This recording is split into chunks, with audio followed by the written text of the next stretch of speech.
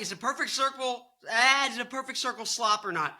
1, we have to figure out what is slop. 2, how to detect it. 3, how much of the catalog is slop. 4, if they're talented regardless. And then finally, we're going to use that to figure out whether you and other people are going to consider them slop or not. So let's get into it. What is slop? We have the music matrix from 0 to 11, energy and or intensity, whatever you prefer.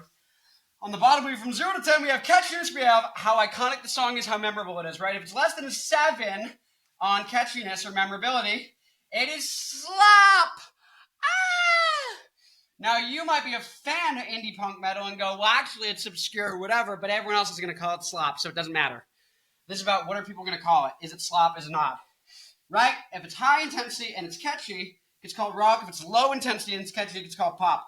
Energy is easy because 0 to 3, people are falling asleep to it. You're winding down at the end of the night.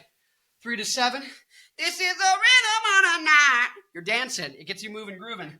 7 to 11, it's mosh pit, fighting, that kind of thing. But catchiness is multifactorial. A lot of things go into it, right? So how do we figure out, now that we know that slop is less than 7 catchy, how do we detect when something is a certain level of catchiness or otherwise? We look here. Predictability gives us the most bang for our buck. The average predictability across everything in the song lets us know if every element of the song is completely corny and predictable, it's slop, guaranteed. If it's completely incoherent, makes no sense, and it sucks, it's slop, guaranteed. If it's in the money zone between Back in Black and Bohemian Rhapsody, between balanced and zany, or in the sweet spot, it has a chance of still being slop. It can still be slop. You can have two things that are bad here that balance out to be still slop. Or it could be something that fans of that genre or that band are going to like, or something that everyone's going to like, total hit quality. So now that we know what slop is and how to detect it, now we got to go to specifically a perfect circle. Where is their catalog? What is the distribution of slop and non-slop, and what does that look like? So, in the top left, we have an OnlyFans model,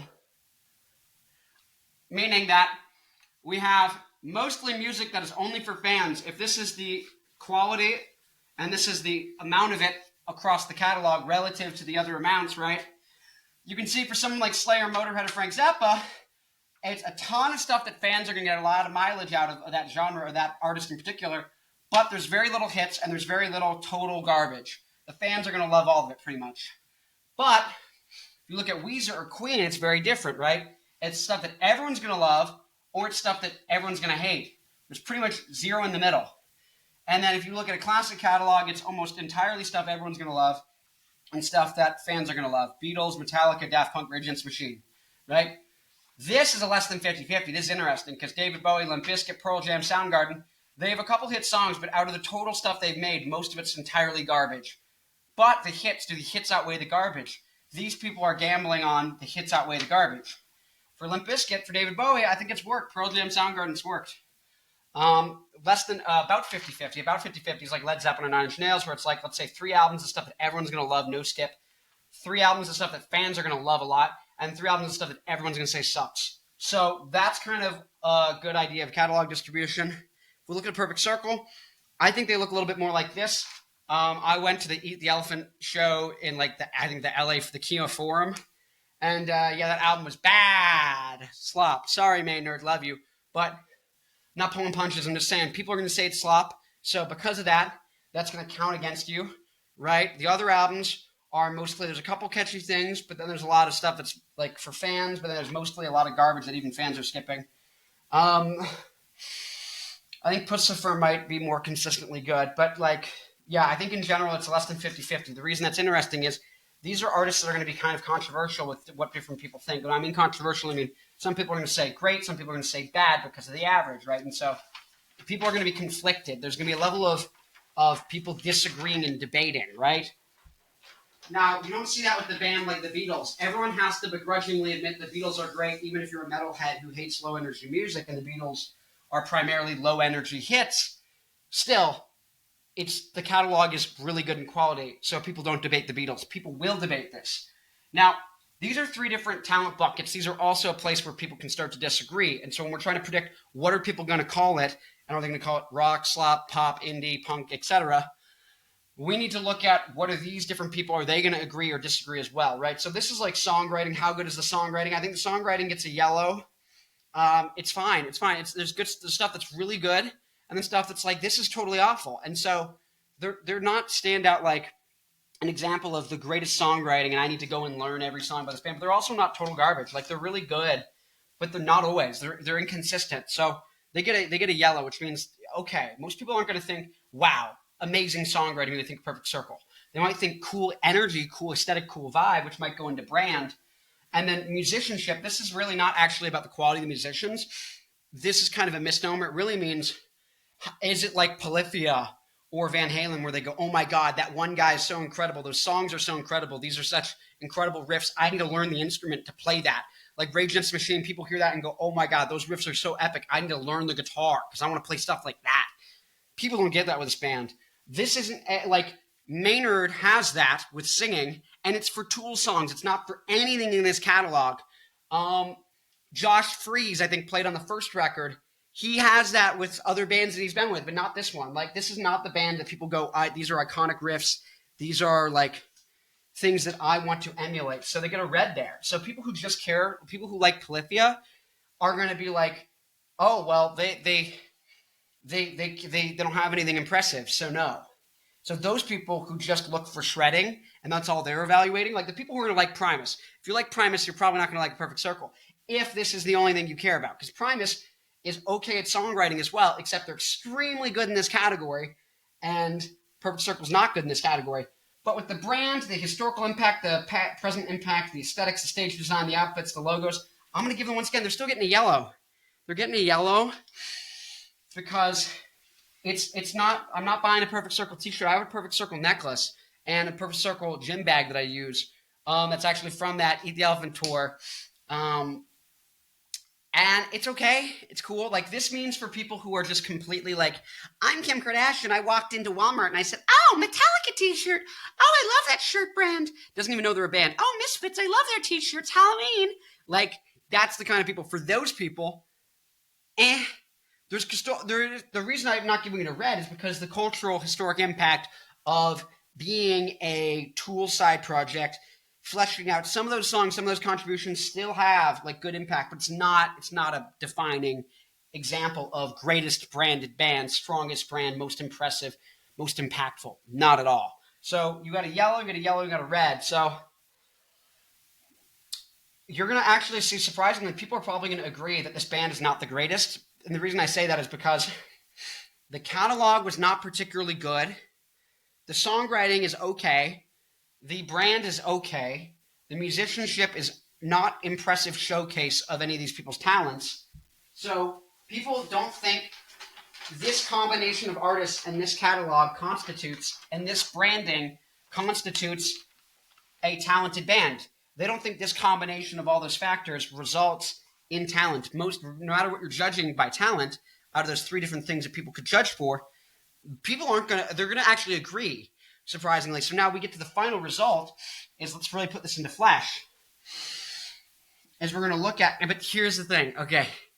People are not going to say Perfect Circle is a good band, but they probably might not rush to say it's a bad band. And the reason is, here are my top 10 songs. Most people think of their top 10 songs. Yours might slightly differ, but I'm going to look at where mine rank. I've got Judith, yada yada, Weak and Powerless, The Hollow, Pet, The Outsider, Three Libras, Noose, Magdalena, Counting Bodies Like Sheep to the Beat of the War Drum, and Blue.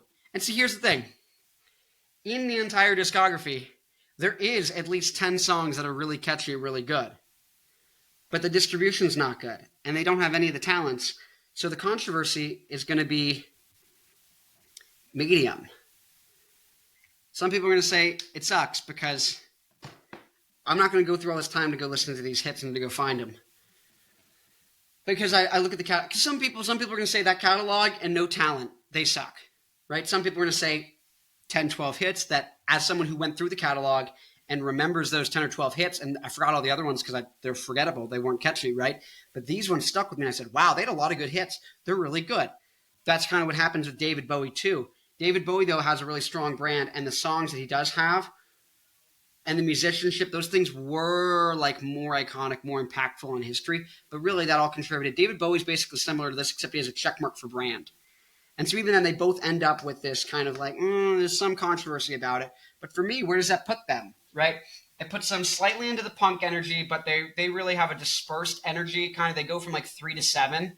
Really, I guess here we have some songs with, 7. We have one with 8 with Counting Bodies, like Sheep to the Beat of the War Drum. But really, like their energy level, honestly, especially with Eat the Elephant, goes from like 0 to 8. Like, probably more weighted to like 3 to 8. So they end up around this area is what I was saying, right? 6.5, because I skew towards the higher intensity songs, because I usually don't end up liking lower intensity music as much, or I don't find myself listening to it or wanting to listen to it as often as I do higher energy music. And because of that, so I skew up, but really you might get something anywhere in between here, and then you come over. I got 8.3, which puts us into the pop and rock kind of range. I think for me, I said 6.5 and said 8.3, so it's going to get me kind of into this lower energy in terms of rock, medium low. This like if this is the medium point for rock energy. It's kind of medium low in terms of rock, but overall it's like medium high intensity out of 0 to 10 or 11, right? It's in the medium high. Pretty poppy. When you go across the lines, you add. So people might say it's kind of poppy. They might say it's kind of a little bit punk, a little rock. When they're coming up, they might say, well, it's indie, punk, rock, pop. It's a combination of all these things, right? So yeah, I would expect people to say either indie, punk, pop, rock, something around there.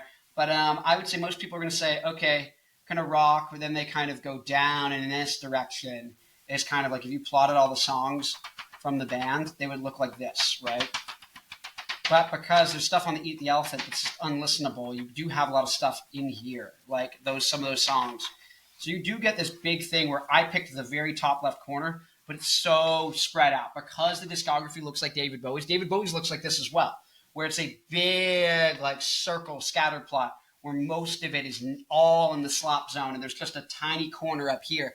Significant corner. If you just took this album, if you made this one album, right? If this was one album and you threw on like 3 more songs that were like in the top, if you took their top 15 songs and made it one album, it would be right here. And you'd be like, oh my God, that's an incredible rock, pop, punk like album. That thing's incredible. But you do have this whole thing of like 7 albums worth of music and then 1 album's worth of amazing music, right? So this is an example of a greatest hits album would be perfect for this artist. I always joke because Franz Ferdinand, I always say, oh, I love Franz Ferdinand. I guess they came out with a new album, but I used to, before that album, I used to say, because I guess I haven't vetted that album 1,000% as much as I'd like to, but I used to say, oh yeah, I love Franz Ferdinand. I've listened to all 6 of their greatest hits albums. And the idea is that all of Franz Ferdinand's albums for A Perfect Circle, a hits album would put them here and make them a great all-time rock band for sure. But for someone like Franz Ferdinand, all their albums are here, here, here, here, here. They're all in this zone. They're all here. All of the albums. Their whole circle is here for Franz Ferdinand. This is the whole, well, actually here, really. This is like maybe if you do an oval, their albums all fit here. So they're all in greatest hits territory, which is almost entirely 7s. If you plotted every Franz Ferdinand song, it's like boom, boom, boom, boom, boom, boom, boom, boom, boom. There might be like one, something in random spots, but most of it's here in past the slop zone, where it's not even debatable, right? So that's where you get a classic catalog. The Beatles, likewise, are like probably like here with all their albums, right? So that's where you get a band. It's like everyone loves them, right? Anyways, like, comment, subscribe. Let me know. Do you think they're slop, rock, not, pop? I don't know. If you're a Latina, hit me up. I'll see you guys in the next video. Next one is Slayer!